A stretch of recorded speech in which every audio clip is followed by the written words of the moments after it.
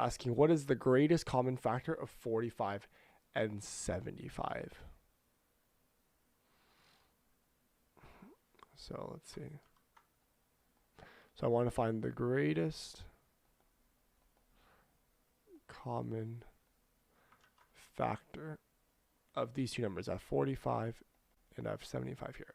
So basically what I would do is I would figure out what are the factors of 45 and what are the factors of 75. So let's write down the factors of 45 here. So 45 would be, I would have basically 1 would be a factor of 45, 2 is not, 3 is not, 4 is not, but 5 is, right? 5 is another factor of 45.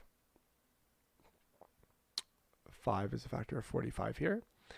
And 6 here is not, 7 is not, 8 is not, but 9 is, right? 9 times 5 here is 45 here, right?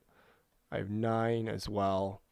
And I believe that's about it. I don't actually, no, I think 15 also goes into 45. 15 times 3 here is, 15 times 3 would be 45. So it'd be 15 as well here. Would be another factor, because 15 times 3 here is 45. Let me just check. 15 times 3 is 45. I think 3 is also a factor. So I think I'm missing a 3 here. So 3 is also a factor. 5 is a factor, 9 is a factor, and 15 is a factor here. And then I have a factor of 75, right? 75 would have, again, the 1. I would have 3 as well. I don't think I have 3 in 75. Oh, no, I do. I do have 3. Yes, I do. I have 3. I have 5 as well. I don't think I have 9. Correct me if I'm wrong. Yeah, I don't have 9 as a factor. However, I do have 15 as a factor as well, right? 15 times 5 would be 75.